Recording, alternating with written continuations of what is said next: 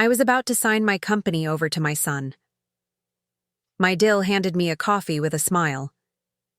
The maid accidentally bumped into me and whispered, "Don't drink, just trust me." I secretly swapped cups with my DIL. 5 minutes later, I'm glad to have you here. Follow my story until the end and comment the city you're watching from, so I can see how far my story has reached. My name is Evelyn Whitmore, and at 64 years old, I thought I had seen every kind of betrayal life could offer. I was wrong. The worst was yet to come, disguised as a family meeting on a Tuesday morning in October, served with a smile and a cup of coffee that was meant to be my last. I had been running Whitmore Industries for 15 years, ever since my husband Charles passed away from a heart attack. It wasn't easy stepping into his shoes, but I managed to grow our small manufacturing company into something worth $12 million. Not bad for a widow who had spent most of her marriage organizing charity events and hosting dinner parties. Carlton, my 39-year-old son, had been working at the company for the past 5 years. I won't lie and say he was exceptional, but he was family, and I believed that meant something. His wife Ever had joined us 2 years ago as marketing director. She was efficient, charming when she needed to be, and had a way of making everyone feel like her best friend, including me. That Tuesday morning, Carlton called and asked if we could have a family meeting at the house. "Mom, we need to discuss some important changes about the company's future," he said, his voice carrying that tone he used when he thought he was being serious and responsible. "Ever, and I have been thinking about succession planning, and we want to make sure we're all on the same page." I agreed, of course. At my age, it made sense to start thinking about who would take over when I decided to retire. I assumed we would discuss timelines, his readiness to take on more responsibility, maybe some training programs. I was naive. The meeting was set for 10 in the morning at my house in Beacon Hill. I had lived there for over 30 years, and it still felt like Charles might walk through the front door at any moment. The living room where we planned to meet had been his favorite spot, with its dark wood paneling, stone fireplace, and the wall of family photographs that chronicled happier times. I woke up early that morning, as I always did, and went through my usual routine. Coffee first, always coffee. I had been drinking the same blend for decades, a rich Colombian roast that Charles had introduced me to during our honeymoon. Rosa, our housekeeper, had been with us for 20 years and knew exactly how I liked it prepared. Rosa was in her early 50s, quiet and efficient. With graying hair she kept pulled back in a neat bun. She had started working for us when Carlton was still in college, and she had watched him grow from a somewhat irresponsible young man into what I hoped was a mature adult. Though lately I had noticed she seemed nervous around him and Ever, always finding excuses to leave the room when they visited. As I waited for Carlton and Ever to arrive, I sat in the living room reviewing some quarterly reports. The company had been doing well, better than well actually. We had landed 3 major contracts in the past 6 months, and our profit margins were the highest they had been in years. I felt proud of what we had built, what Charles and I had started together, and what I had managed to sustain and grow after his death. Carlton arrived first, at exactly 10 o'clock, dressed in one of his expensive suits that I suspected cost more than Rosa made in a month. He had always been particular about his appearance, inheriting his father's tall frame and dark hair, though without Charles's warmth in his eyes. "Good morning, Mom," he said, kissing my cheek in that perfunctory way that had replaced the genuine affection of his childhood. "Ever should be here any minute. She stopped to pick up those pastries you like from the bakery downtown." "That was thoughtful of her," I replied, though I wondered why she felt the need to bring food to a business meeting. We weren't planning a social gathering. Ever arrived 15 minutes later, looking as polished as always in a cream-colored blazer and navy skirt, her blonde hair styled in perfect waves. She carried a small white box tied with ribbon and an insulated coffee carrier with 3 cups. "Evelyn, darling," she said, setting the items down on the coffee table and giving me a hug that felt just a little too tight and lasted just a little too long. "I brought some fresh coffee from that new place on Newberry Street. I know how much you love trying new blends." I found it odd that she would bring outside coffee when she knew Rosa had already prepared my usual morning pot, but I smiled and thanked her. Ever had always been attentive in ways that seemed thoughtful, but somehow left me feeling slightly uncomfortable, as if I were being managed rather than cared for. "This is wonderful," I said, accepting the cup she handed me. The coffee was in my favorite blue porcelain cup, one from a set that had belonged to my mother. Ever knew I preferred it to the everyday mugs. "You're always so considerate." Carlton settled into the armchair across from me, while Ever took the spot on the sofa nearest to my chair. She had positioned herself so she could see both Carlton and me, and I noticed her eyes flicking between us as if she were monitoring our reactions to something. "So," I began, taking a sip of the coffee Ever had brought. It tasted different from my usual blend, slightly bitter with an aftertaste I couldn't quite identify. "You mentioned wanting to discuss succession planning." Carlton leaned forward, his hands clasped together in front of him. "Yes, Mom. Ever and I have been talking, and we think it's time for you to start stepping back from the day-to-day operations. You've worked so hard for so long, and you deserve to enjoy your retirement." The way he said it made it sound like I was already too old to be effective, which stung more than I cared to admit. "I appreciate your concern, but I still feel quite capable of running the company. The numbers certainly suggest I'm doing something right." "Of course you are," Ever interjected smoothly, her voice warm and reassuring. "You've built something incredible. But Carlton and I want to make sure that legacy is protected and continued. We've been developing some ideas for expansion, new markets we could explore."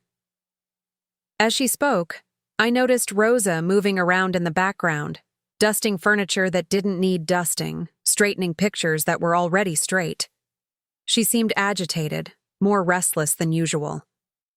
Our eyes met briefly, and I saw something in her expression that looked almost like fear. "What kind of expansion?" I asked, taking another sip of the coffee.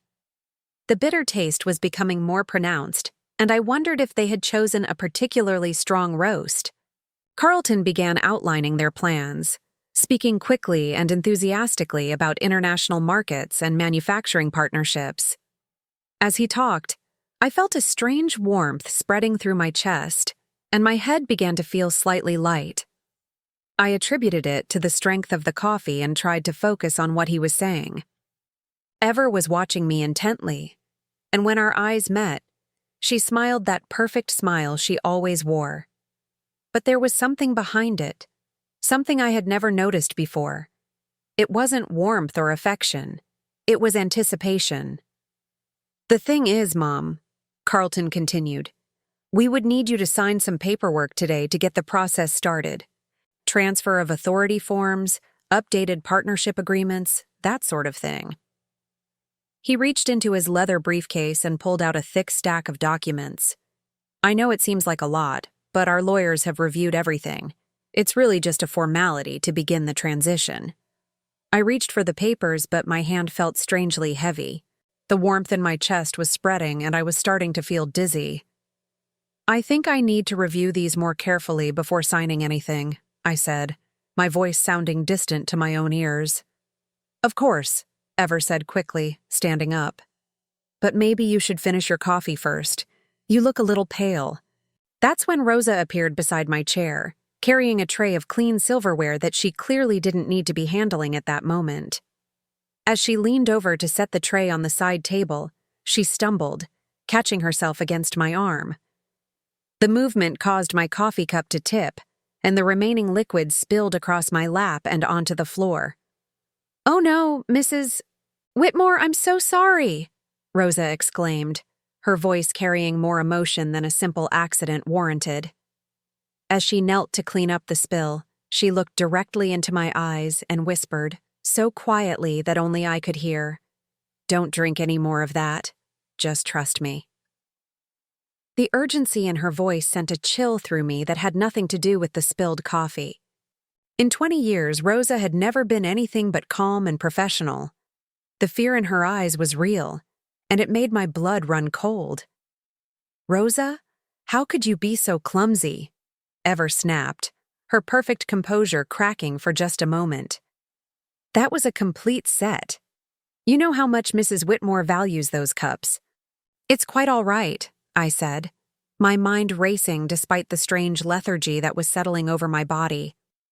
Rosa's warning had triggered every instinct I had learned in decades of business dealing with people who didn't always have my best interests at heart. Accidents happen. Ever immediately moved to pour coffee from her own cup into mine. Here, let me share mine with you. You've barely had any, and you know how you get when you don't have your morning coffee. But as she lifted her cup to pour, Rosa stumbled again, this time bumping directly into Ever's arm. Ever's coffee splashed everywhere, drenching the legal documents Carlton had spread on the table. "Rosa!" Carlton shouted, jumping to his feet. "What the hell is wrong with you today?" "I'm so sorry, Mr. Carlton," Rosa stammered. But as she looked at me, I saw something different in her expression. Relief. In the confusion of cleaning up the second spill, I noticed that Ever had gone very quiet. She was staring at the coffee stains on the papers with an expression I couldn't quite read. When she looked up and saw me watching her, she forced another smile. "Well, this is quite a mess," she said with a laugh that sounded forced. "Maybe we should postpone this meeting until we can get new copies of the documents." "Actually," I said, my mind becoming clearer despite my physical discomfort, "I think I'd like to see those papers now, coffee stains and all." As I reached for the documents, I watched Ever carefully. There was something in her reaction, a tension that hadn't been there before Rosa's accidents. She seemed almost disappointed that we weren't rescheduling. "Of course," Carlton said, but I could hear the reluctance in his voice. Though they're a bit difficult to read now. As I began to scan the documents, my vision blurring slightly from whatever was making me feel so strange, I noticed that Rosa was still in the room, pretending to organize items on the bookshelf, but clearly listening to every word. Then, Ever reached for the coffee pot to refill her cup, and something extraordinary happened. Her hand was shaking so badly that she could barely hold it steady. This was a woman who never showed even the slightest sign of nervousness, who could handle high-pressure business meetings without breaking a sweat.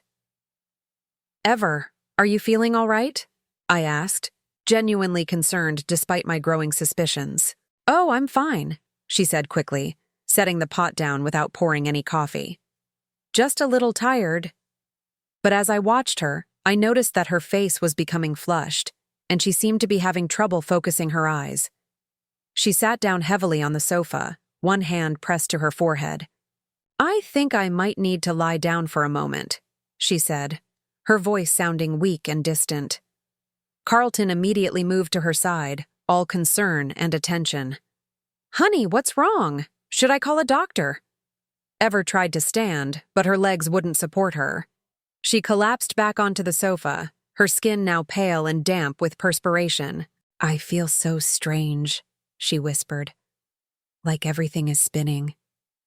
That's when Rosa stepped forward, and I saw something in her eyes that told me she knew exactly what was happening. "Mrs. Ever," she said, her voice steady now, "when did you last eat something today?" "I had breakfast," Ever replied, but her words were slurring slightly. "I feel so dizzy." Suddenly, her body went rigid, and then she began to convulse. It wasn't dramatic or theatrical like you see in movies. It was terrifying and real, her body jerking uncontrollably while Carlton held her and shouted her name. "Call 911, I managed to say, though my own voice sounded strange to my ears. As Carlton frantically dialed for an ambulance, I looked at Rosa, who was standing perfectly still, watching the scene unfold with an expression of grim satisfaction rather than shock. And in that moment, as the sirens began wailing in the distance and Ever's body continued to shake with whatever was coursing through her system, I realized that the coffee I had been drinking, the coffee that Rosa had deliberately spilled, had been meant for me. The woman lying there convulsing on my sofa had just been poisoned by her own weapon. The ambulance ride to Boston General Hospital felt like it lasted forever, though it was probably no more than 15 minutes. I sat beside Carlton in the back, watching the paramedics work on Ever as she drifted in and out of consciousness. Her face was the color of ash, and despite the oxygen mask covering half her face, her breathing remained shallow and labored. Carlton held her hand and kept repeating, "You're going to be okay, baby. You're going to be fine." But I noticed something that chilled me more than Ever's condition. His voice lacked genuine panic. It carried concern, yes, but it sounded more like an actor delivering lines than a husband watching his wife fight for her life. I kept thinking about Rosa's warning and the deliberate way she had spilled that coffee. 20 years of working together, and Rosa had never been clumsy. Never.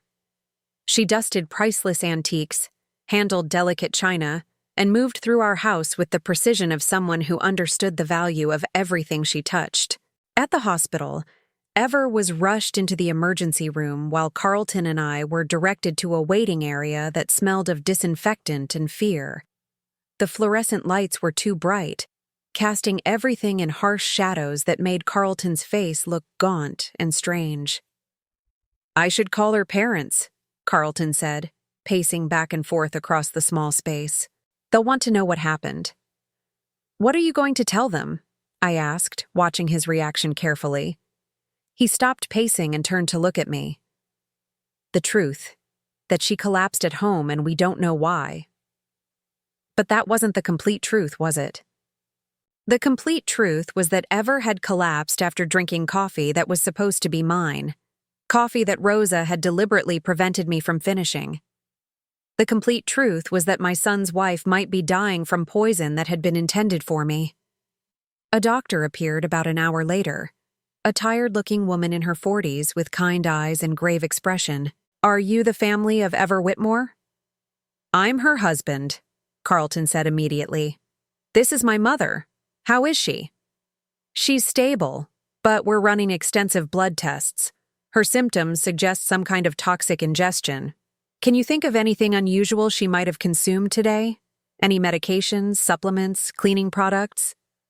Carlton shook his head quickly. "Nothing out of the ordinary. We were just having coffee and discussing business when she suddenly felt dizzy and collapsed." The doctor made notes on her chart. "What about the coffee? Where did it come from?" "Ever brought it from a new place on Newberry Street," Carlton replied. "But my mother and I had the same coffee, and we're fine." Except that wasn't true either. I had barely drunk any of mine before Rosa spilled it, and what little I had consumed had made me feel dizzy and disoriented. The effects had worn off during the ambulance ride, leaving me with a clear head and a growing certainty that someone had tried to kill me. "We'll need to test any remaining coffee or food from your meeting," the doctor continued. "The police will want to investigate if this turns out to be intentional poisoning." I saw Carlton's jaw tighten almost imperceptibly. "Of course, whatever you need." After the doctor left, Carlton immediately pulled out his phone.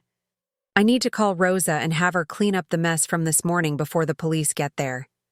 "Actually," I said quietly, "I think we should leave everything exactly as it is." He looked at me sharply. "Why would we do that?" "Because if someone tried to poison Ever, the evidence might help them figure out who did it." Carlton stared at me for a long moment, and I saw something flicker across his face. Calculation. "You think someone deliberately poisoned her? I think we shouldn't make any assumptions until we know more." But I had already made my assumption, and it was becoming more solid with every passing minute. Someone had tried to poison me, and Ever had drunk it instead. The question was whether Carlton had been part of the plan or if he was as innocent as he was pretending to be. When I excused myself to use the restroom, I instead walked outside and called Rosa. She answered on the first ring, as if she had been waiting by the phone. "Mrs. Whitmore? How is Mrs. Ever?" "She's alive, Rosa. No thanks to the coffee she brought this morning." There was a long silence on the other end of the line. Finally, Rosa spoke, her voice barely above a whisper. "You need to know something, Mrs. Whitmore. Things I've been seeing, things I should have told you about sooner." "What kinds of things?" "Can you meet me somewhere private? Not at the house." Mr. Carlton said he was going to fire me for being clumsy today, and I don't think it's safe for either of us to talk where he might hear. My heart was pounding now. Where? There's a small cafe called Marley's on Commonwealth Avenue, about 6 blocks from the hospital. I can be there in 20 minutes. Rosa, are you saying what I think you're saying? I'm saying that Mrs. Ever has been putting something in your morning coffee for weeks, and I finally couldn't watch it anymore. I'm saying that I've been keeping track of everything, and you're in more danger than you know. The line went dead, leaving me standing on a busy sidewalk with my entire world tilting on its axis. For weeks, Ever had been poisoning me. Slowly, carefully, methodically. And today was supposed to have been the final dose. I walked back into the hospital in a daze, my mind racing with implications I didn't want to consider. When I reached the waiting area, Carlton was on his phone, speaking in low, urgent tones. No, it all went wrong, he was saying. She's in the hospital now and the police are going to investigate. He saw me approaching and quickly ended the call. That was work, he said smoothly. I had to cancel my afternoon meetings. But I had heard enough to know that whoever he was talking to, it wasn't anyone from the office. Carlton had been expecting something to go wrong. He had been prepared for police involvement. Carlton, I said, sitting down beside him, I need you to be completely honest with me about something. He turned to face me, and for a moment, his mask slipped. I saw fear in his eyes, but also something else. Resentment. What do you want to know, Mom? How long have you been planning to take over the company? What do you mean? I mean, how long have you been waiting for me to die so you could inherit everything? The question hung in the air between us like a physical presence. Carlton's face went through several expressions in quick succession: shock, hurt, anger, and finally, something that looked almost like relief. I would never want anything to happen to you, Mom. You know that. But he had answered too quickly, and his voice carried that same artificial quality I had noticed in the ambulance. It was the voice of someone who had rehearsed this conversation. I'm going to step outside for some air, I said, standing up. Will you call me if there's any news about Ever? Of course. As I walked away, I heard him make another phone call. I couldn't make out the words, but the tone was urgent, almost panicked. 20 minutes later, I was sitting across from Rosa in a small, dimly lit cafe that smelled of cinnamon and old coffee. Rosa looked older than her 52 years, her face drawn with worry and what looked like guilt. I should have told you sooner, she said without preamble, but I wasn't sure at first, and then I was afraid you wouldn't believe me. Tell me now. Rosa pulled a small notebook from her purse and placed it on the table between us. I started writing things down about 3 months ago, when I first noticed Mrs. Ever doing something strange. She opened the notebook to reveal pages of neat handwriting, dates and times, and detailed observations. Every morning, you drink your coffee in the living room while you read the newspaper, Rosa continued. For 20 years, I've prepared that coffee the same way, in the same cup, and brought it to you on the same tray. But 3 months ago, Mrs. Ever started arriving early on the mornings when you had business meetings. I remembered those early visits. Ever would arrive before 9, claiming she wanted to help prepare for whatever meeting we had scheduled. She would often take over the coffee service, insisting that Rosa had enough to do. At first, I thought she was just being helpful, Rosa continued, flipping through the pages. But then I noticed that you started feeling sick on those mornings. Dizzy, nauseous, weak. You said it was just stress from work, but it only happened when Mrs. Ever had handled your coffee. She showed me a page covered with dates and symptoms. 3 months of careful observation, recorded in Rosa's precise handwriting. So, I started watching her more closely. One morning about 6 weeks ago, I pretended to be busy in the pantry, but I could see into the kitchen through the service window. Mrs. Ever had a small vial of clear liquid, and she put several drops into your coffee before stirring it. My stomach turned. 6 weeks of systematic poisoning. Why didn't you tell me then? Because I was afraid, Rosa admitted, tears starting to form in her eyes. Mr. Carlton had already threatened to fire me twice for asking too many questions about the business. He said I was getting too nosy for a housekeeper. I was afraid that if I accused his wife of poisoning you without proof, he would not only fire me but make sure I could never work anywhere else. So you started keeping records. I started keeping records, and I started taking pictures. She pulled out her phone and showed me a series of photos. Ever in the kitchen, reaching into her purse. Ever standing over my coffee cup with something in her hand. Ever stirring the cup with an expression of cold concentration. This morning, Rosa continued, I saw her put more drops than usual into your coffee. Much more. And I heard her on the phone earlier, talking to Mr. Carlton about how everything would be finished today. I knew that whatever she was planning, it was going to be worse than making you feel sick. So you made sure I didn't drink it. I couldn't let her kill you, Mrs. Whitmore. You've been good to me for 20 years. You helped me when my daughter was sick. You paid for her surgery when I couldn't afford it. You treated me like family when my own family was thousands of miles away. I reached across the table and took Rosa's hand. You saved my life. But Mrs. Ever is alive, and she's going to face the consequences of what she tried to do to me. Rosa squeezed my hand. There's more, Mrs. Whitmore. Things I found out about Mr. Carlton. She flipped to another section of her notebook. He's been meeting with lawyers about changing your will. He's taken out life insurance policies on you that you don't know about. And he's been moving money from the business accounts into accounts that only he can access. The betrayal cut deeper than I had expected. Carlton wasn't just waiting for me to die naturally. He had been actively planning my murder while stealing from the company that would eventually be his inheritance anyway. How much money has he moved? Rosa consulted her notes. From what I could see on the papers he left in the study, at least $200,000 over the past 6 months. Maybe more. $200,000. Enough to hire professional help, to cover up evidence, to buy silence. Enough to fund a systematic murder plot. Rosa, I need you to do something for me. I need you to gather all of your evidence and take it directly to the police. Don't go home first. Don't call anyone. Just go straight to the station. What about you? I'm going back to the hospital to wait for the test results. If they confirm that Ever was poisoned, it's going to create a lot of questions that Carlton won't be able to answer. As we stood to leave, Rosa grabbed my arm. Mrs. Whitmore, please be careful. If Mr. Carlton realizes that you know what they were planning. He won't hurt me in a hospital full of witnesses. But Rosa, after you talk to the police, don't go home. Stay somewhere safe until this is resolved. I walked back to Boston General with my mind clearer than it had been in months.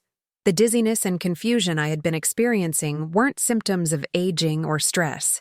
They were symptoms of gradual arsenic poisoning, designed to weaken me before the final, fatal dose. When I returned to the waiting area, Carlton was sitting exactly where I had left him. But now he was accompanied by a man in an expensive suit who looked like a lawyer. Mom, this is David Richardson, Carlton said, standing when he saw me. He's our family attorney. I thought we should have legal representation given what happened to Ever. David Richardson extended his hand with a practiced smile. Mrs. Whitmore, I'm sorry we're meeting under these circumstances. Carlton called me because he's concerned that someone might try to blame your family for what happened to Ever. Why would anyone blame us? I asked, genuinely curious to hear how they plan to handle this. Well, David said carefully, if the police determine that Ever was intentionally poisoned, they're going to look at everyone who had access to what she consumed. Since it happened at your house, during a family meeting, you could all potentially be considered suspects. It was a clever preemptive move. By bringing in a lawyer immediately, Carlton was setting up a narrative where his family was being unfairly targeted by an investigation, rather than being the perpetrators of attempted murder. That makes sense, I said neutrally. I suppose we should all be prepared to answer their questions honestly. Carlton and David exchanged a quick glance that told me they had already prepared their version of honest answers. That's when Dr. Martinez returned, her expression even more serious than before. "Mrs. Whitmore, Mr. Whitmore, I need to speak with you about the test results." We followed her to a small consultation room that felt more like an interrogation chamber than a place for medical discussions. "Your wife has been poisoned with arsenic," Dr. Martinez said without preamble. "A significant dose that would have been fatal if she hadn't received immediate medical attention. The police have been notified, and they'll want to interview everyone who was present when she consumed whatever contained the poison." Carlton's face went white, but his voice remained steady. "Arsenic? How is that possible?" "That's what the police investigation will determine. In the meantime, Mrs. Whitmore will need to be monitored closely. Arsenic poisoning can have lasting effects, and we want to make sure she receives the proper treatment." "Will she recover?" I asked. "With treatment, yes. She was very fortunate that whatever she consumed was discovered and treated so quickly."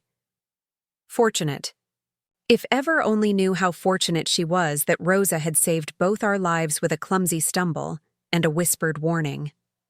As we left the consultation room, Carlton immediately turned to David. "What do we do now?" But David was looking at me with an expression I couldn't quite read. "Mrs. Whitmore, do you have any idea how arsenic could have gotten into something your daughter-in-law consumed?" It was a test, I realized. They wanted to know how much I suspected, how much Rosa might have told me, whether I was going to be a problem for their carefully constructed story. "I have no idea," I said calmly, "but I'm sure the police investigation will uncover the truth." And it would. Rosa was probably talking to detectives right now, showing them photographs and evidence that would unravel whatever lies Carlton and his lawyer had prepared. Carlton's phone rang, and he stepped away to answer it. I couldn't hear what was being said, but I saw his face change from worried to panicked to furious in the span of seconds. When he hung up, he turned to David with wild eyes. "We have a problem. The police just arrested Rosa for attempted murder." David nodded grimly. "I expected they might try to pin this on the help. It's the most obvious suspect when poison is involved. Mike. But I knew better. Rosa hadn't been arrested for attempted murder because she was a convenient scapegoat. She had been arrested because Carlton had found out that she had talked to the police, and he was trying to eliminate the only witness who could prove whatever and he had been planning. The difference was, Rosa had been smart enough to make copies of everything, and soon, very soon, Carlton was going to realize that his perfect murder plot had turned into the evidence that would destroy him. The police station felt like stepping into another world, one where the comfortable lies I had been living with for months were stripped away under harsh fluorescent lights.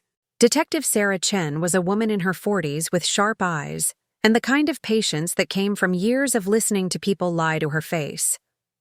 I had driven there directly from the hospital, leaving Carlton with his lawyer to handle whatever damage control they thought necessary. What they didn't know was that I had already spoken to Rosa's public defender and arranged for my own attorney to represent her. If my son thought he could frame the woman who had saved my life, he was about to learn how wrong he could be. "Mrs. Whitmore," Detective Chen said as she led me into a small interview room, "thank you for coming in voluntarily. I know this must be a difficult time for your family. Detective, before we begin, I need you to know that Rosa Martinez is innocent of attempting to murder my daughter-in-law.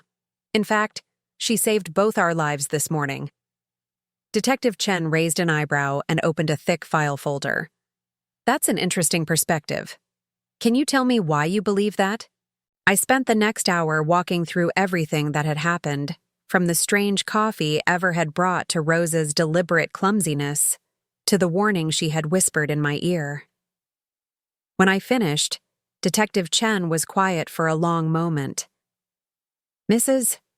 Whitmore, what you're describing suggests that someone was trying to poison you and that your daughter-in-law accidentally consumed the poison intended for you. That's exactly what I'm describing. And you believe your son knew about this plan?" The words hung in the air like an accusation that once spoken couldn't be taken back. I believe my son has been planning my death for months, possibly longer. Detective Chen made notes on her pad. We've already spoken with Rosa Martinez. Her story matches yours exactly, and she's provided us with extensive documentation of suspicious behavior she observed over the past 3 months. What kind of documentation? Photographs, detailed notes, even recordings she made of conversations between your son and his wife. Mrs. Whitmore, if what Rosa documented is accurate, you've been the victim of attempted murder for quite some time. My hands began to shake, and I gripped them together in my lap. Hearing it stated so matter-of-factly made it real in a way that my own suspicions hadn't. For months, Carlton and Ever had been slowly poisoning me while I trusted them, included them in my business decisions, and treated them like the family I thought they were. There's something else, Detective Chen continued. We obtained a warrant to search your son's house and office. We found several concerning items. She opened another folder and spread several photographs across the table. Multiple life insurance policies on you, totaling $5 million, all taken out within the past year. Bank records showing regular transfers from your business accounts into personal accounts controlled solely by your son. And this. She handed me a plastic evidence bag containing a small glass vial with a dropper top. We found this hidden in your daughter-in-law's desk at work. The lab confirmed it contains a concentrated arsenic solution. I stared at the vial, this tiny container that had been meant to end my life drop by drop. How long would it have taken? Based on the dosage Rosa documented in her observations, probably another 2 to 3 weeks. The symptoms you were experiencing, the weakness and confusion, those were signs that the arsenic was building up in your system.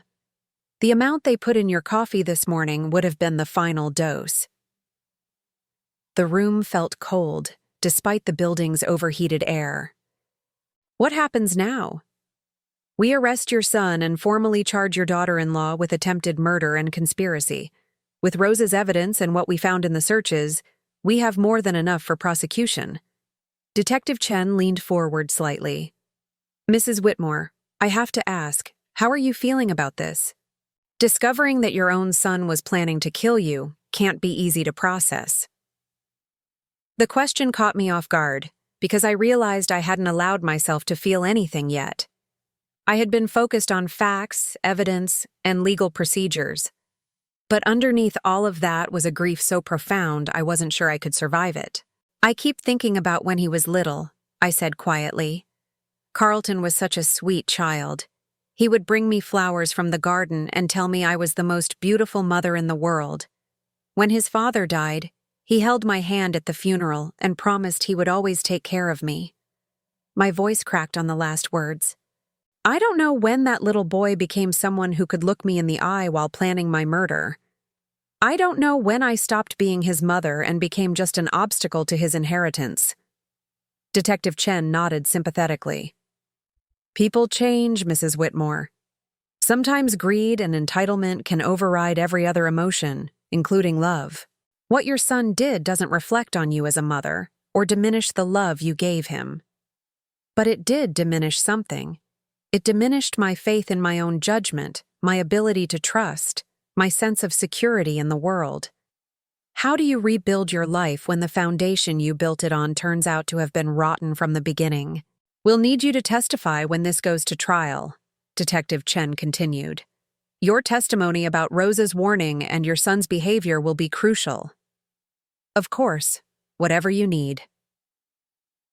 As I prepared to leave the police station, Detective Chen handed me her card. Mrs. Whitmore, I'd recommend staying somewhere other than your house for the next few days. We'll need to process it as a crime scene. And frankly, I'm not sure it's safe for you there until we have your son in custody. I nodded, but the truth was, I never wanted to set foot in that house again. Every room would be contaminated with the knowledge of what had happened there, every corner hiding the memory of betrayal. I drove to the Four Seasons downtown and checked into a suite, paying for a week in advance. I needed time to think, to plan, to figure out how to rebuild a life that had been systematically dismantled by the people I loved most. The hotel room was elegant and anonymous, decorated in neutral tones that demanded nothing from me emotionally. I ordered room service and sat by the window looking out at the city below, watching people go about their normal lives while mine fell apart and reformed into something entirely different. My phone rang constantly throughout the evening. Carlton's number appeared over and over again, but I didn't answer. I wasn't ready to hear his voice, to listen to whatever explanations or justifications he might offer. There could be no explanation that would make this acceptable, no justification that would restore my trust in him. Finally, around 9 o'clock, I answered one of his calls. "Mom, thank God." Carlton's voice was frantic, high-pitched with panic. "Where are you?" "The police came to the house with a warrant. They're searching everything, taking papers, asking neighbors about Ever and me. I'm somewhere safe." "Mom, this is all a terrible misunderstanding.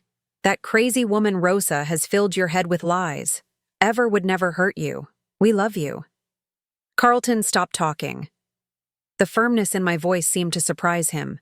For a moment, there was silence on the line. "I know what you did," I said quietly. "I know about the life insurance policies, the money you stole from the company, the arsenic Ever was putting in my coffee. I know all of it." Another silence, longer this time. When Carlton spoke again, his voice had changed completely. Gone was the frantic son pleading for understanding. What remained was cold and calculating. "You can't prove anything, Mom.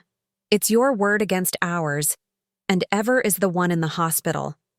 If anyone looks guilty here, it's you." "Is that really how you want to play this? You want to accuse your own mother of trying to poison your wife?" "I want to protect my family from false accusations. Rosa was fired for theft last year. Did you know that? She has every reason to want revenge against us." But I knew that was a lie. Rosa had never been fired, never been accused of theft. Carlton was making up stories as he went along, trying to muddy the waters enough to create reasonable doubt. "Carlton, I've already spoken to the police. I've told them everything." "Then you've made a terrible mistake, Mom, a mistake that's going to destroy this family." "This family was destroyed the moment you and Ever decided I was worth more to you dead than alive." I hung up before he could respond, but the phone rang again immediately. This time, I turned it off completely. The next morning, I woke to a knock at my hotel room door. Through the peephole, I saw Detective Chen holding a newspaper. "I thought you should see this before you hear about it from someone else," she said, handing me the Boston Herald. The headline read, "Local businessman arrested in wife poisoning plot." Below it was a photograph of Carlton being led away in handcuffs, his face a mask of rage and humiliation. "We arrested him at his house around 6 this morning," Detective Chen explained. "He's been charged with conspiracy to commit murder, attempted murder, embezzlement, and insurance fraud." "What about Ever?" "She's still in the hospital, but she's been formally charged as well. Her lawyer is already talking about a plea deal." I set the newspaper down without reading the article. Seeing Carlton's picture on the front page, seeing him reduced to a criminal defendant, should have felt like vindication. Instead, it felt like the final death of something I hadn't even realized I was still hoping for. "Mrs. Whitmore, there's something else. Rosa Martinez was released this morning. All charges against her have been dropped, and the district attorney's office has issued a public apology for her arrest." "Is she all right?" "She's shaken up, but she's tough. She wanted me to give you this." Detective Chen handed me a sealed envelope with my name written in Rosa's careful handwriting. Inside was a short note. "Mrs. Whitmore, I am so sorry for everything you are going through. You have always been kind to me, and I am grateful I could protect you when you needed it. I will understand if you don't want me to work for you anymore after all this. But please know that you have my loyalty always. Rosa." I folded the note carefully and put it in my purse. In 20 years, Rosa had never asked for anything except the chance to do her job well and provide for her family. She had risked everything to save my life, and I was going to make sure she knew how much that meant to me. Detective Chen, what happens next? There will be a grand jury hearing, then a trial. With the evidence we have, the district attorney is confident of conviction on all charges. Your son is looking at potentially 25 years to life, depending on whether he accepts a plea deal. 25 years to life. Carlton would be in his 60s when he got out of prison, if he got out at all. The little boy who used to bring me dandelions from the garden would spend the rest of his youth behind bars. Mrs. Whitmore, I know this is difficult, but you should also know that your son has hired one of the best defense attorneys in the state. Jonathan Blackwood doesn't take cases unless he thinks he can win them. What are you saying? I'm saying that Carlton isn't going down without a fight. Blackwood is going to argue that Ever was the mastermind, that your son was manipulated by his wife into going along with her plan. He's going to paint Carlton as another victim. The idea that Carlton would try to blame everything on Ever while she lay in a hospital bed recovering from poison that was meant for me was so reprehensible that it took my breath away. Can he do that? Can he really claim he was just following his wife's lead? He can try. Whether a jury believes him is another matter. That's why your testimony is so crucial.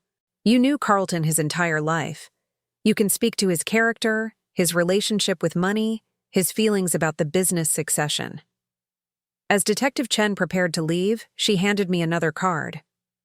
This is for a victim's advocate. She can help you navigate the legal process and connect you with counseling services if you need them. After she left, I sat in my hotel room holding the card and trying to process the reality that I was now officially a victim. Not just of attempted murder, but of a betrayal so complete that it redefined every relationship I had ever trusted. I thought about Rosa's note and realized that she had given me something precious, proof that loyalty and love still existed in the world. She had risked her job, her safety, and her freedom to protect someone who had been kind to her. In a world where my own son had tried to kill me for money, Rosa had been willing to sacrifice everything just to save my life. The phone rang, startling me out of my thoughts. It was a number I didn't recognize, but I answered anyway. Mrs. Whitmore, this is Jonathan Blackwood, Carlton's attorney. I was hoping we could meet and discuss this situation before it gets out of hand. Mr. Blackwood, I'm not sure what there is to discuss. Your client tried to murder me. Mrs. Whitmore, I understand you're upset, but I think you've been given some inaccurate information about my client's involvement in what happened to your daughter-in-law. Carlton loves you very much, and he's devastated that you believe he could be capable of something like this. The smooth confidence in his voice made me want to hang up, but I forced myself to listen. What I'm proposing is a conversation. Just you, me, and Carlton. A chance for you to hear his side of the story before you make any final decisions about testifying against him. Mr. Blackwood, your client has already had several chances to tell me his side of the story. Every time he chose to lie to me. Family relationships are complicated, Mrs. Whitmore. Sometimes people make poor choices when they're desperate or scared. That doesn't make them murderers. No, Mr. Blackwood. But systematically poisoning someone for months while stealing their money and taking out life insurance policies on them, that makes them murderers. I hung up before he could respond, but I knew this was just the beginning. Carlton had hired the best defense attorney he could afford, which meant he was going to fight these charges with everything he had. The question was whether I had the strength to fight back. 3 weeks after Carlton's arrest, I sat in District Attorney Margaret Sullivan's office, listening to my son's voice plotting my death. The recordings Rosa had made were playing through a small speaker on Sullivan's desk, and each word felt like a physical blow. The old woman is getting suspicious, Carlton's voice said clearly through the static. Rosa keeps watching Ever in the kitchen, and Mom asked me yesterday if I thought her coffee tasted different. Ever's laugh came through the speaker, light and musical, as if they were discussing the weather instead of murder. Don't worry, baby. We're almost done. Another week, maybe 2 at most, and she'll be too weak to question anything. Then we give her the final dose and it looks like her heart just gave out from all the stress. I closed my eyes, but I couldn't block out the sound of my daughter-in-law's voice discussing my death with such casual indifference. "Are you sure the arsenic won't show up in an autopsy?" Carlton asked.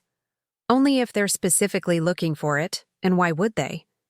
She's 64, she's been under stress running the company, and she's had health problems lately. It'll look completely natural."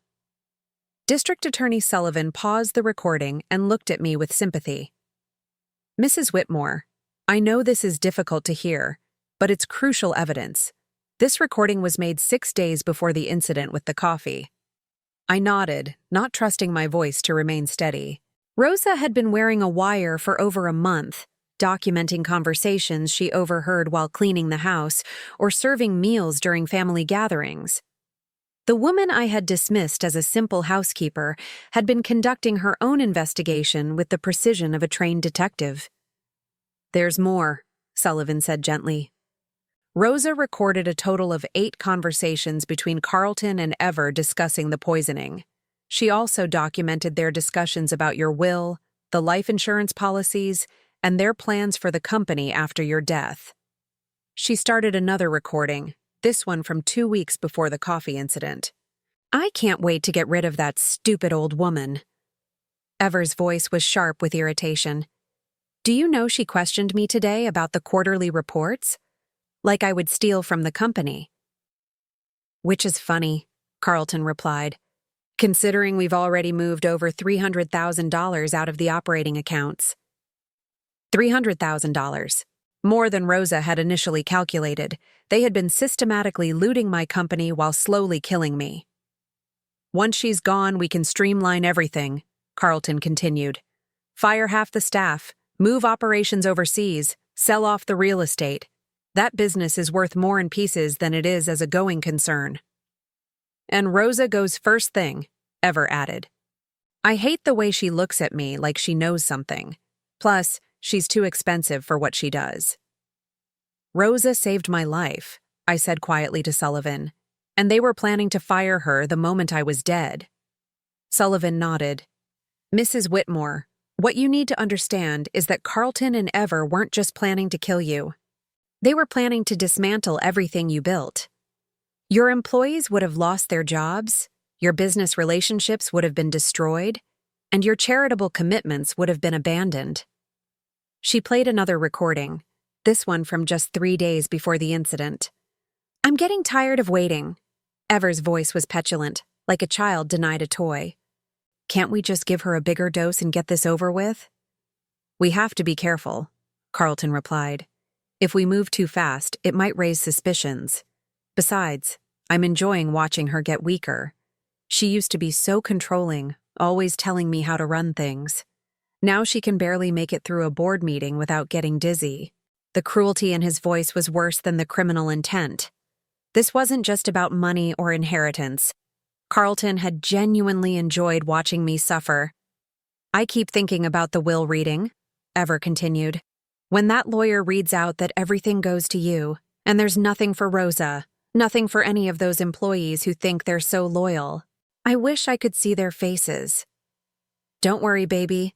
We'll have plenty of time to enjoy it. 40 years of marriage, maybe 50.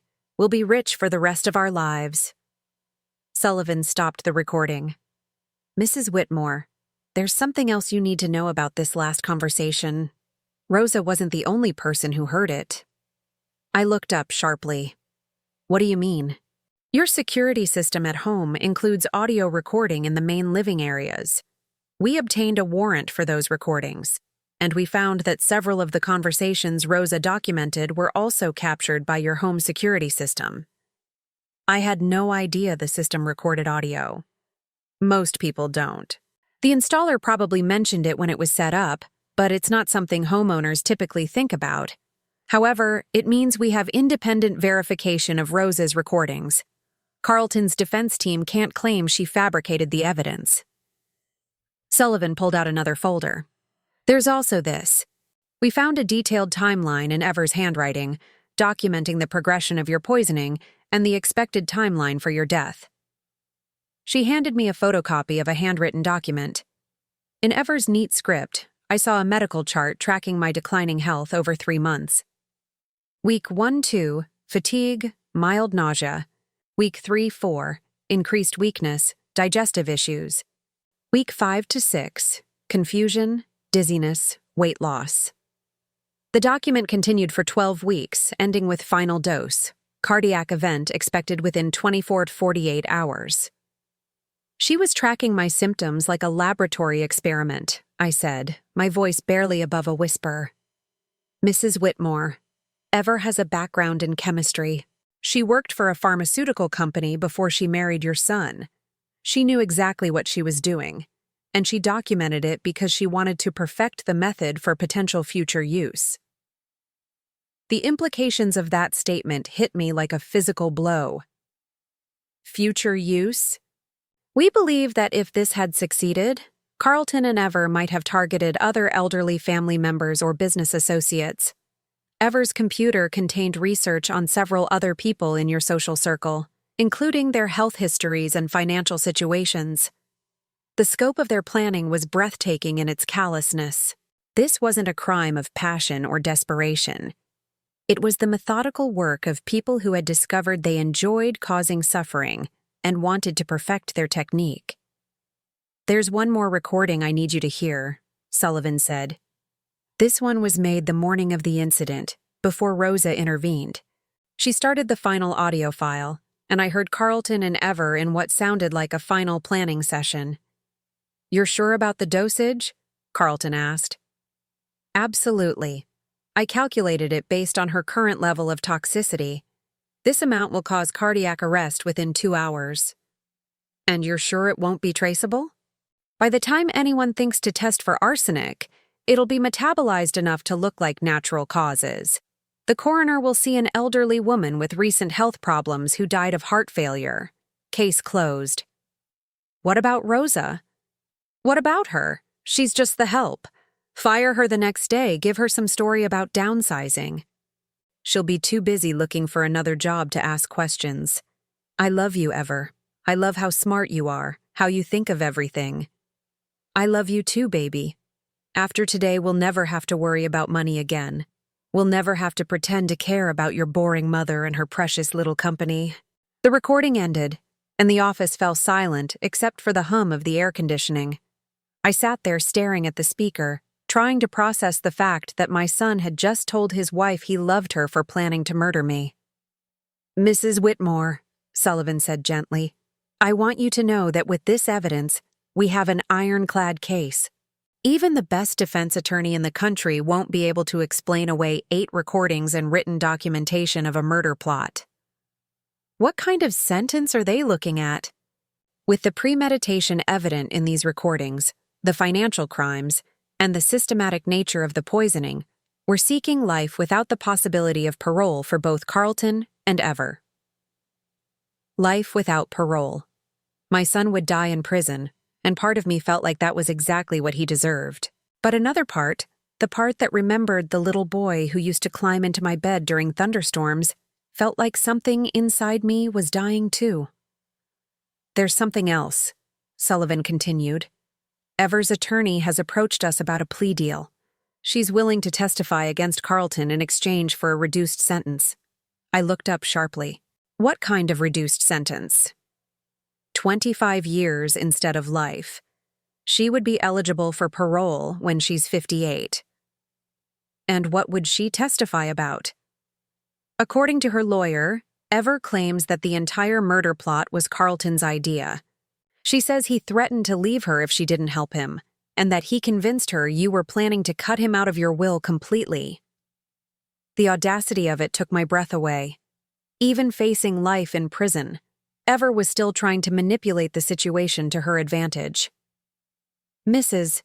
Whitmore, I need to ask you directly. Is there any truth to the claim that you were planning to disinherit Carlton?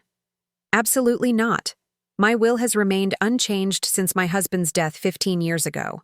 Carlton inherits everything, including the business and all personal assets. There was never any discussion of changing that arrangement. So Ever's claim that Carlton felt threatened about his inheritance is false? Completely false. If anything, I had been discussing ways to transition more control of the company to Carlton over the next few years. He knew he was my sole heir. Sullivan made notes on her legal pad. That's what we expected, but we needed to hear it from you directly. Ever's plea offer is contingent on her testimony being credible, but if she's lying about Carlton's motivation, her deal falls apart.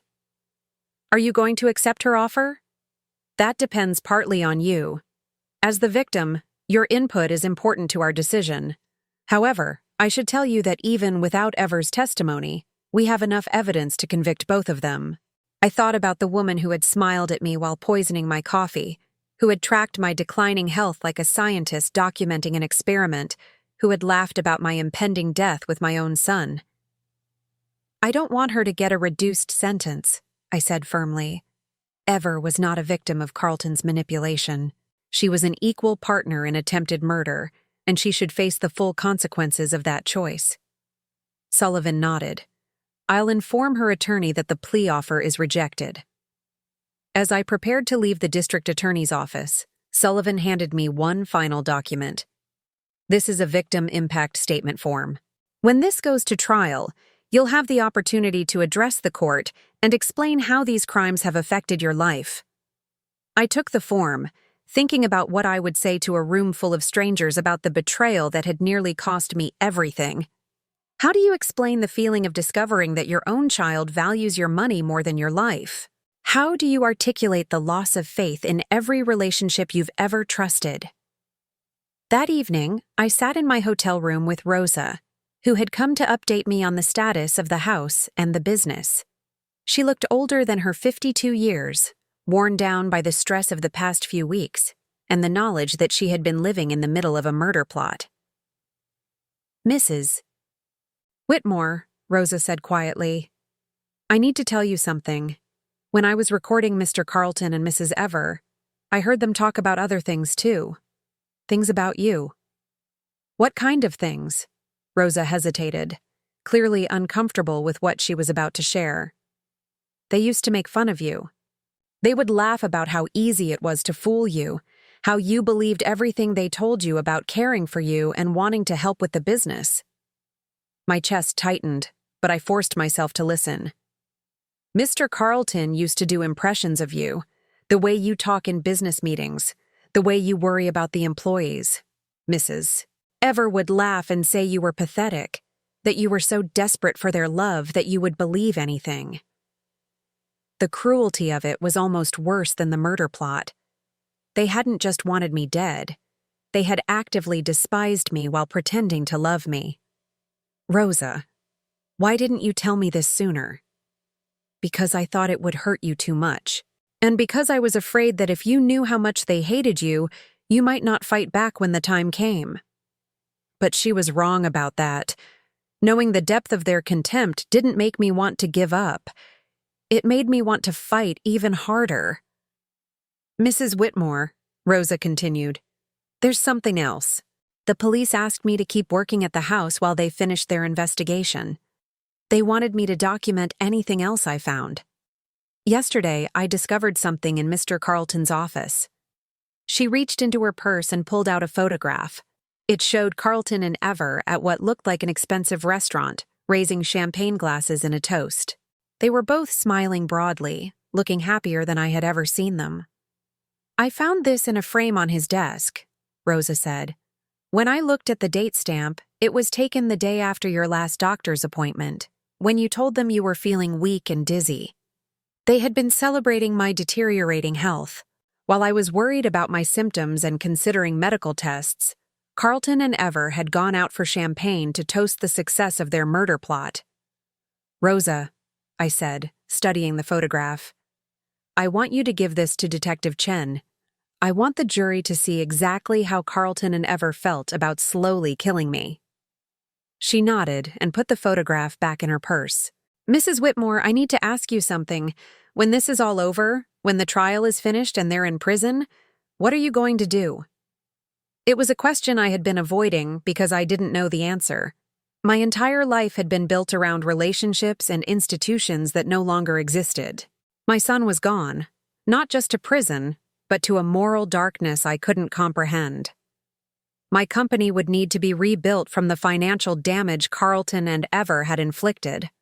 My house would forever be the place where someone tried to murder me. I honestly don't know, I admitted. Everything I thought I knew about my life turned out to be a lie. I need to figure out how to build something new. Rosa reached across the table and took my hand. Mrs. Whitmore, for 20 years you treated me with kindness and respect. You helped my family when we needed it, and you never made me feel like I was just the help. Whatever you decide to do next, I hope you know that you have people who care about you. For the first time since this nightmare began, I felt a spark of something that wasn't grief or rage or fear. It was hope. Not hope that my old life could be restored, but hope that a new life, built on truth and genuine relationships, might be possible. The recordings had shown me the worst of human nature, the capacity for cruelty and betrayal that I never wanted to believe existed. But Rosa had shown me something else, the capacity for loyalty, courage, and love that asks for nothing in return. As I prepared for the trial that would determine Carlton and Ever's fate, I realized that their greatest miscalculation wasn't underestimating Rosa or overestimating their own cleverness. Their greatest mistake was believing that destroying my faith in them would destroy my faith in everything. They were wrong about that, just as they had been wrong about everything else. 6 months later, I sat in the front row of Suffolk County Superior Court, watching my son being led into the courtroom in shackles. Carlton had lost weight during his time in jail, and his expensive suits had been replaced with an orange jumpsuit that made him look smaller somehow, diminished in a way that had nothing to do with physical appearance. Ever entered separately, her blonde hair pulled back severely and her face pale without makeup. She kept her eyes fixed straight ahead, never once looking in my direction. The woman who had smiled while poisoning my coffee for months couldn't even meet my gaze now that she faced the consequences of her actions. The trial had drawn significant media attention.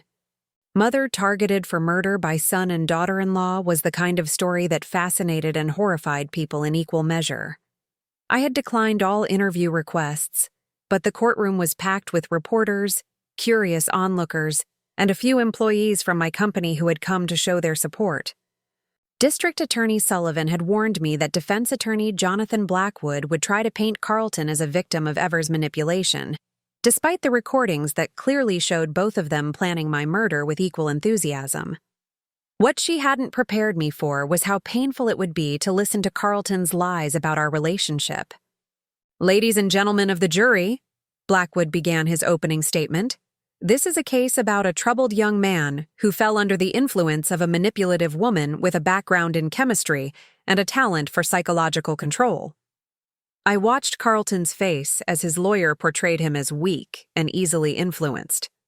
There was no shame there, no recognition that he was allowing another person to take responsibility for his choices. The man sitting at the defense table bore no resemblance to the son I had raised. Ever Whitmore preyed on Carlton's insecurities about his inheritance, Blackwood continued. She convinced him that his mother was planning to disinherit him, that the only way to secure their future was to take desperate action. Prosecutor Sullivan objected immediately. "Your Honor, there's no evidence that Mrs. Whitmore ever planned to change her will or disinherit the defendant." "Sustained," Judge Harrison ruled. "The jury will disregard that last statement," but I knew the damage was done. Blackwood was planting seeds of doubt about my relationship with Carlton, suggesting that I had somehow driven him to attempted murder through my own actions. The prosecution's case was methodical and devastating. Detective Chen testified about the evidence found in Carlton and Ever's home and offices. The medical examiner explained how arsenic poisoning works and how close I had come to death. Rosa took the stand and walked the jury through months of observations, her quiet dignity making her testimony even more powerful. When the recordings were played in court, the room fell completely silent. Hearing Carlton and Ever discuss my murder in their own voices, laughing about my suffering and planning their celebration of my death, created an atmosphere of shock that even Blackwood couldn't dispel. "I love how smart you are, how you think of everything." Carlton's voice echoed through the courtroom as he praised Ever for calculating the fatal dose of arsenic. I watched the jury's faces as they listened. Several jurors looked physically sick. One woman in the front row was crying. Whatever sympathy Blackwood hoped to generate for Carlton was evaporating with each cruel word. The most damaging evidence came from Ever's own documentation. Prosecutor Sullivan displayed enlarged copies of Ever's handwritten timeline, showing the jury exactly how she had tracked my declining health week by week, planning my death like a scientific experiment. "The defendant didn't just plan to kill Mrs. Whitmore," Sullivan told the jury. "She enjoyed watching her suffer. She documented every symptom, every sign of weakness, as if she were conducting a research study on the best way to murder someone." When it came time for the defense to present their case, Blackwood called several character witnesses who testified about Carlton's good reputation before his marriage. His college roommate, a former business partner, even our family pastor spoke about the Carlton they had known. But their testimony felt hollow against the weight of the evidence. It didn't matter what kind of person Carlton had been before Ever, if he had become someone capable of slowly poisoning his own mother. Blackwood's strategy became clear when he called Dr. Patricia Vance, a psychiatrist who specialized in psychological manipulation and coercive control. "In my professional opinion," Dr. Vance testified, "Carlton Whitmore exhibits all the classic signs of someone who was psychologically manipulated by a skilled predator. Ever Whitmore used her knowledge of chemistry and psychology to create a situation where Carlton felt he had no choice but to participate in her plan." Prosecutor Sullivan's cross-examination was brutal. "Dr. Vance, you've testified that Carlton was coerced into participating in this murder plot. Can you explain to the jury how someone could be coerced into stealing $300,000 from his mother's business accounts?" "Well, financial crimes often accompany other forms of abuse." "Dr. Vance, have you listened to the recordings where Carlton expresses joy at watching his mother suffer? Where he tells Ever he loves how smart she is for planning the perfect murder?" Victims of psychological manipulation often adopt the language and attitudes of their abusers as a survival mechanism. So when Carlton laughed about his mother's death and said he couldn't wait to inherit her money, he was really expressing trauma? Dr. Vance hesitated. It's possible." Even Blackwood looked uncomfortable with how his expert witness was being dismantled. The idea that Carlton was purely a victim of Ever's manipulation was impossible to maintain when confronted with his own words expressing genuine enthusiasm for my murder. The prosecution's rebuttal was devastating. Sullivan called Dr. Michael Torres, a forensic psychiatrist who had interviewed both Carlton and Ever. "Both defendants show clear signs of antisocial personality disorder," Dr. Torres testified. "They lack empathy, have a grandiose sense of entitlement, and show no genuine remorse for their actions. This wasn't a case of one person manipulating another. This was a partnership between two individuals who discovered they shared a willingness to commit murder for financial gain." When it came time for victim impact statements, I had debated whether to speak at all. What could I say that would adequately express the devastation of discovering that your own child wants you dead? How do you explain the feeling of having your entire life revealed as a lie? But as I walked to the podium and looked out at the crowded courtroom, I realized that my words weren't really for Carlton or Ever. They were for the jury, for the reporters who would write about this case, for anyone who might someday find themselves wondering if they could trust the people closest to them. "My name is Evelyn Whitmore," I began, my voice steady despite the emotion threatening to overwhelm me. "Carlton is my only child. For 39 years, I believed that meant something. I believed that no matter what happened in the world, we would always have each other." I paused, looking directly at Carlton for the first time since the trial began. He was staring at the table in front of him, unable or unwilling to meet my eyes. For months, Carlton and Ever slowly poisoned me while I trusted them completely. They stole from my business while I included them in important decisions. They took out life insurance policies on me while I planned for their future inheritance. They laughed about my suffering while I worried about my declining health. My voice grew stronger as I continued. But the worst part wasn't the physical poisoning. The worst part was the emotional poisoning. Every kind word, every expression of concern, every moment of apparent affection was a lie designed to keep me vulnerable while they planned my death.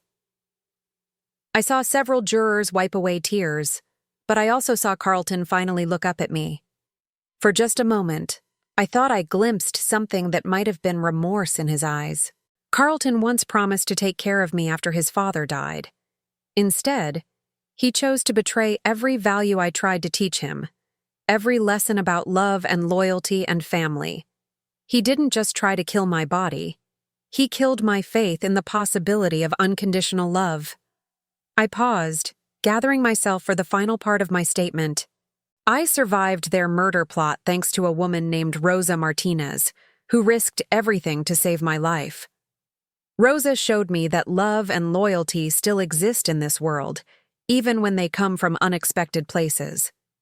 Carlton and Ever tried to destroy my life, but Rosa's courage reminded me that there are still people worth trusting, still relationships worth building.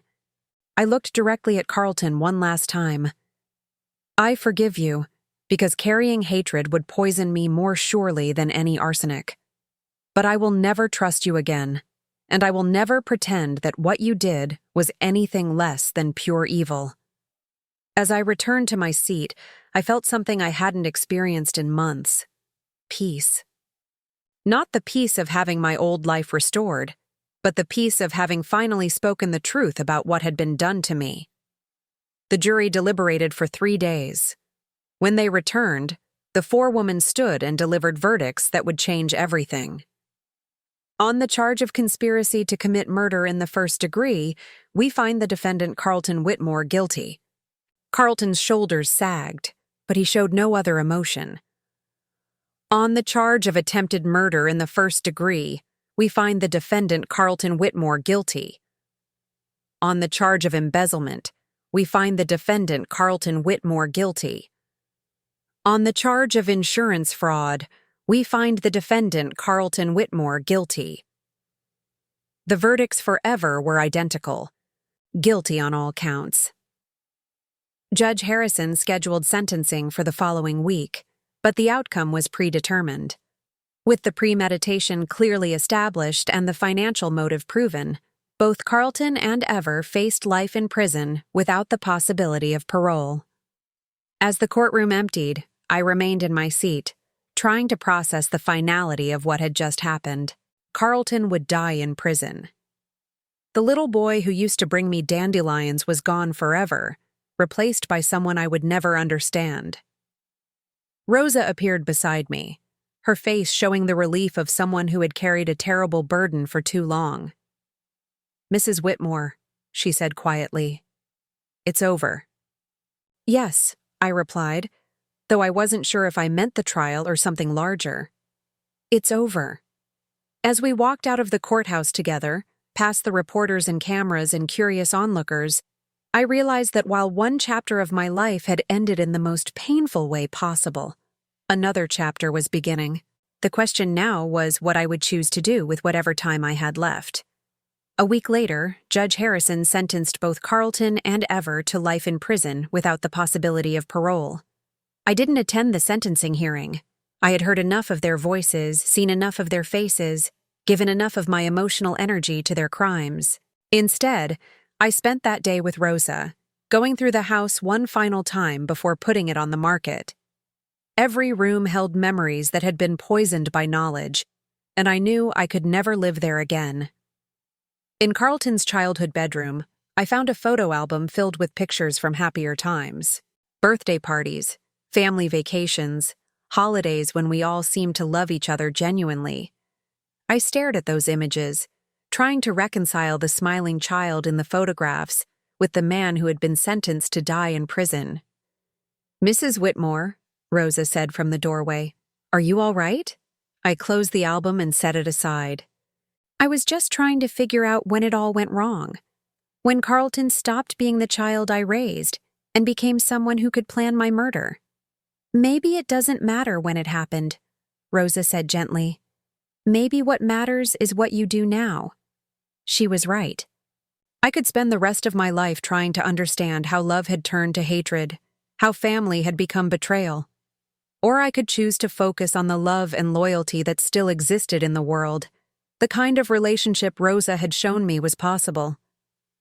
That evening, I made 2 phone calls that would reshape my future. The first was to my attorney, instructing him to establish a charitable foundation in Rosa's honor, dedicated to protecting elderly people from financial and physical abuse by family members. The second was to Rosa herself. Rosa, I said when she answered, I have a proposition for you. I'm starting a new chapter of my life, and I'd like you to be part of it. Not as my housekeeper, but as my partner. There was silence on the other end of the line, then Rosa's voice, thick with emotion. Mrs. Whitmore, I would be honored. 6 months after Carlton and Ever's conviction, the Whitmore Foundation opened its doors with Rosa as executive director and me as chairman of the board. We worked with law enforcement, social services, and medical professionals to identify and investigate cases of elder abuse. Our first case came from a nurse who noticed that an elderly patient's health declined dramatically after family visits. Our second came from a bank teller who was concerned about large withdrawals from an elderly customer's account. Our third came from a neighbor who heard screaming from the house next door. Each case reminded me that Carlton and Ever weren't unique. They were part of a larger pattern of people who preyed on vulnerability and trust, who used love as a weapon to justify unspeakable cruelty. But each case we helped also reminded me that Rosa wasn't unique either. There were people everywhere who were willing to stand up for what was right, even when it cost them something.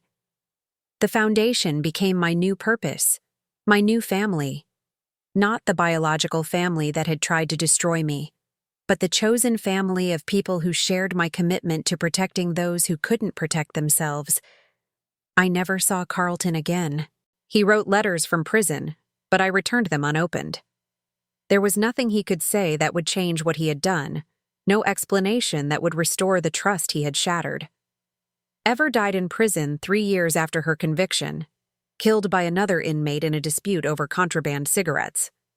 I felt nothing when I heard the news. Not satisfaction, not grief.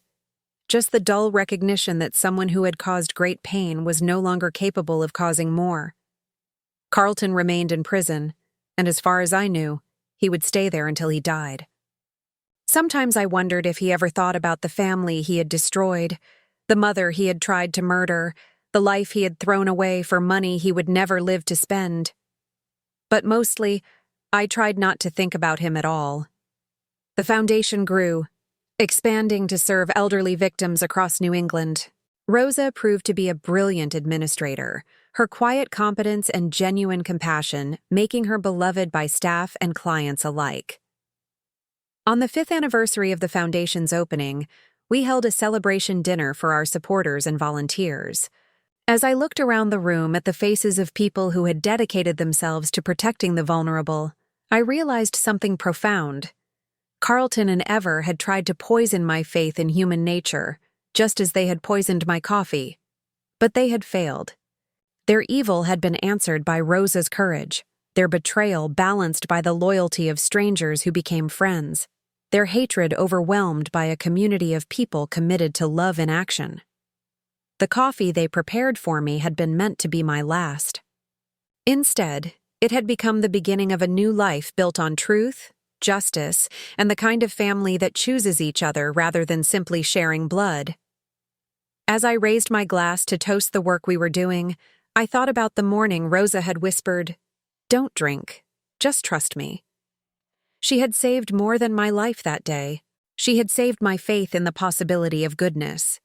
And that, I realized, was worth more than any inheritance. 10 years have passed since that October morning when Rosa saved my life with a whispered warning and a spilled cup of coffee.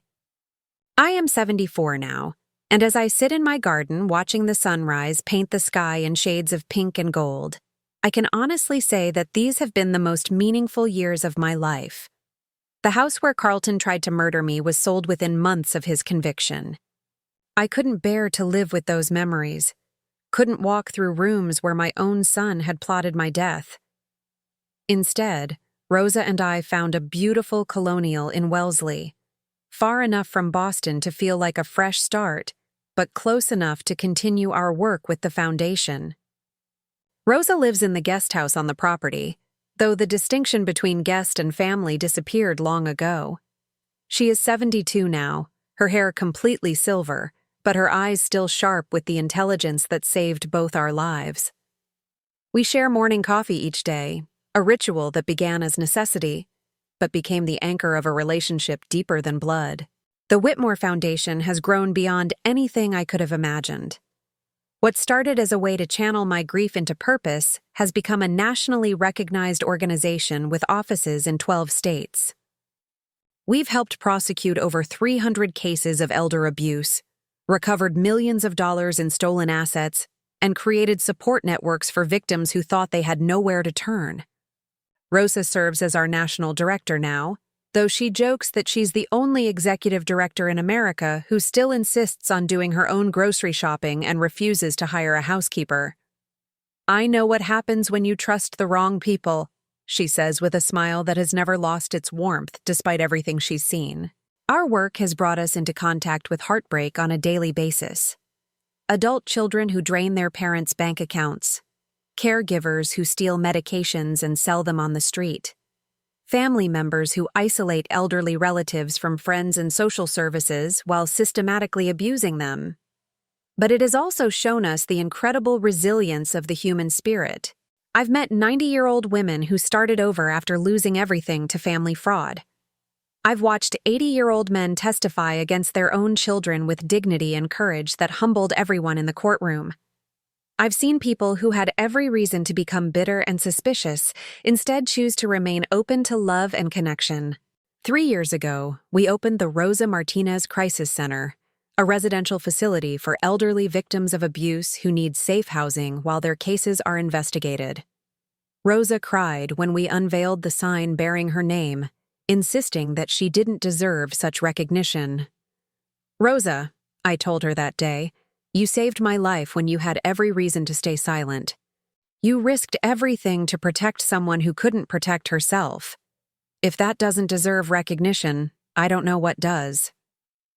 The center has become a model for other cities, a place where victims can heal while receiving the legal and emotional support they need to rebuild their lives.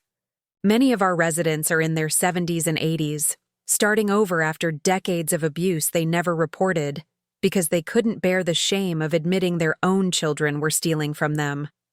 I spend 2 days a week at the center, leading support groups and helping new residents navigate the legal system. It's difficult work, listening to stories that mirror my own experience of betrayal and manipulation. But it's also healing work, finding meaning in suffering by using it to help others. Last month, we helped a 78-year-old woman named Margaret, whose son had been forging her signature on checks for over a year. When she discovered the theft and confronted him, he convinced her she was developing dementia and couldn't trust her own memory. She lived in confusion and self-doubt for months before a bank teller noticed irregularities and called our hotline. "I thought I was losing my mind," Margaret told me during her first week at the center. "My own son kept telling me I was imagining things, that I was paranoid. I started to believe him." "That's what abusers do," I replied, thinking of the way Carlton had dismissed my concerns about my health while he and Ever slowly poisoned me. "They make you doubt your own perceptions so you won't trust what you're seeing." Margaret's son was eventually prosecuted and sentenced to 5 years in prison. She recovered most of her stolen money and, more importantly, her faith in her own judgment. 6 months later, she became a volunteer at the center, helping other victims recognize the signs of financial abuse. "I want to make sure no one else goes through what I went through," she said. "I want them to know they're not crazy, they're not imagining things, and they're not alone." That phrase has become our unofficial motto. You're not alone. Because isolation is the weapon that abusers use most effectively. They cut their victims off from friends, family members who might ask questions, professionals who might notice problems. They create a world where the victim has no one to turn to except the person who is hurting them. The foundation has also become personal in ways I never expected. Rosa and I have been invited to speak at conferences, to share our story with law enforcement officers, social workers, and medical professionals who might encounter elder abuse in their work. The first time I told our story to a room full of strangers, I was terrified. How do you explain that your own son tried to murder you without sounding like you're seeking pity?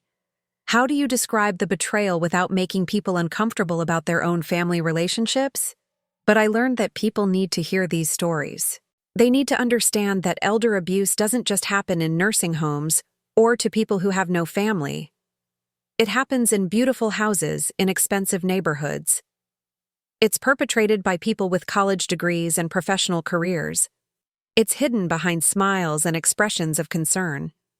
After one of our presentations, a nurse approached me with tears in her eyes. "Mrs. Whitmore," she said, "I've been worried about one of my patients for months. Her daughter brings her to appointments, but something about their interactions felt wrong. The patient seemed scared of her own daughter, but I couldn't put my finger on why. After hearing your story, I think I know what I'm seeing." That nurse's instincts led to an investigation that revealed the daughter had been stealing her mother's Social Security payments and threatening to put her in a nursing home if she told anyone. The mother was moved to safety, and the daughter was prosecuted. One presentation led to one nurse trusting her instincts, which led to one victim being saved. That's how change happens, one person at a time, one moment of courage building on another.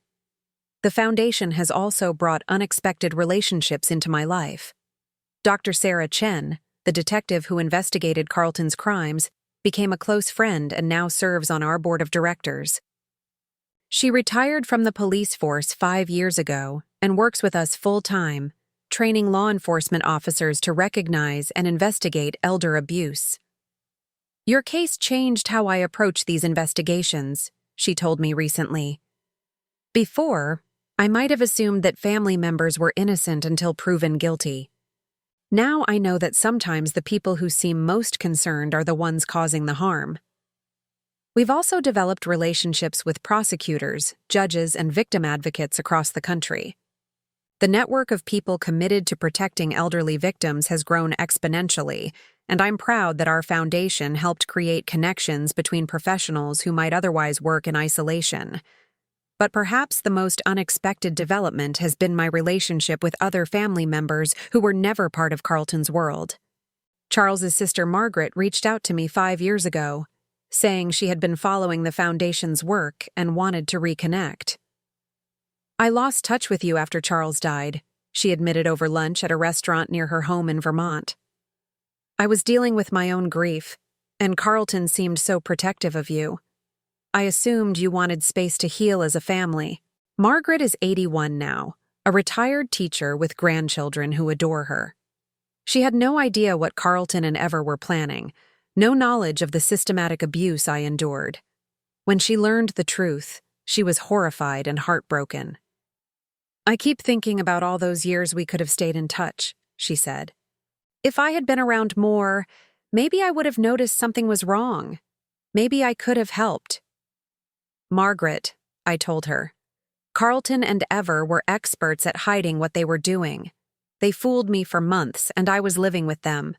Please don't blame yourself for not seeing something they worked very hard to conceal." Margaret now volunteers with the foundation and has become one of my closest friends. She represents the family connection I thought I had lost forever, the continuation of my relationship with Charles through someone who loved him too. Her presence in my life has been healing in ways I didn't expect. When she tells stories about Charles as a young man, or when she shares memories of family gatherings from decades ago, she helps me remember that not all family relationships are built on manipulation and lies. "Charles would be so proud of what you've built," she told me recently as we walked through the foundation's headquarters. He always said you had a gift for turning pain into purpose. I think about Charles often, especially when I'm struggling with difficult cases or feeling overwhelmed by the scope of elder abuse in our society. I wonder what he would think about Carlton's crimes, whether he would be angry or heartbroken or both. I wonder if he would understand my decision to cut Carlton out of my life completely, or if he would urge me to maintain some connection despite everything. But mostly, I think Charles would be proud that I chose to build something positive from the ashes of our family's destruction. He would appreciate that Rosa and I have created a new kind of family, one based on choice and shared values rather than biological connections. Carlton is still in prison, serving his life sentence without possibility of parole. He continued writing letters for several years after his conviction, but I returned them all unopened. Eventually, the letters stopped coming. I don't know if he gave up hope of reconciliation or if something happened to him in prison. I've chosen not to find out. Sometimes people ask if I feel guilty about cutting off all contact with my only child. The question used to bother me, but I've learned to answer it honestly. I feel no guilt about protecting myself from someone who tried to murder me. He's still your son, a well-meaning friend said once. Don't you think you owe him forgiveness? I forgave Carlton years ago, I replied. Forgiveness means I don't carry hatred or resentment. But forgiveness doesn't require me to maintain a relationship with someone who systematically abused me. I can forgive him and still choose not to have him in my life. The distinction between forgiveness and reconciliation is one I've had to explain many times, both to myself and others. Forgiveness is something you do for your own peace of mind. Reconciliation is something that requires genuine remorse and changed behavior from the person who caused harm. Carlton has never shown genuine remorse. Even his letters, the few I glimpsed before returning them, were focused on his own suffering rather than the pain he caused. He wrote about the conditions in prison, about missing his old life, about feeling betrayed by Ever's plea negotiations. He never wrote about understanding why what he did was wrong, or about recognizing the devastation he caused. I learned early in my recovery that I could forgive Carlton without trusting him, that I could let go of anger without letting him back into my life. The Foundation's work has reinforced this understanding. I've met dozens of elderly victims who felt obligated to maintain relationships with abusive family members because family is family. Family is what you make it, I tell them. Biology creates connections, but love creates family. If someone consistently chooses to harm you rather than love you, they've made their own choice about what kind of relationship you have. This philosophy has guided my own choices about family. Rosa and I are family in every way that matters. Margaret and I are family through our shared love for Charles and our mutual choice to support each other. The staff and volunteers at the Foundation are family through our commitment to a common purpose. Carlton and I share DNA, but we are not family. He chose money over love, greed over loyalty, murder over mercy. Those choices severed our family bond more completely than any legal document could. As I've grown older, I've become more aware of my own mortality and more intentional about how I spend my remaining years. The Foundation is well established now, with a strong board of directors and excellent staff. Rosa and I have created succession plans that will ensure the work continues long after we're gone. I've also made peace with the reality that I will probably die without reconciling with Carlton. For a long time, that thought made me sad. Now, it makes me grateful. Grateful that I survived his murder attempt. Grateful that I had the opportunity to build a meaningful life after discovering the truth about his character. Grateful that my last years are filled with purpose and genuine relationships, rather than the toxic manipulation I endured for so long. Last week, we celebrated the Foundation's 10th anniversary with a gala dinner that raised over $2 million for our programs. As I looked around the room at the hundreds of people who had come together to support elder abuse victims, I felt a profound sense of completion. This is what I was meant to do with my life. Not just run a successful business or raise a successful child, but use my experience of betrayal and survival to help others navigate their own journeys from victimhood to empowerment. Rosa and I often talk about what would have happened if she hadn't been brave enough to spill that coffee, to whisper that warning, to document Carlton and Ever's crimes. I would be dead, certainly.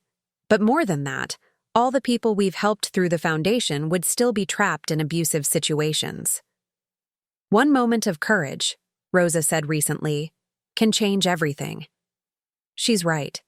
Her moment of courage saved my life, but it also created ripples that have spread far beyond either of us could have imagined. Every victim we've helped represents another ripple, another life changed, another story of survival rather than destruction.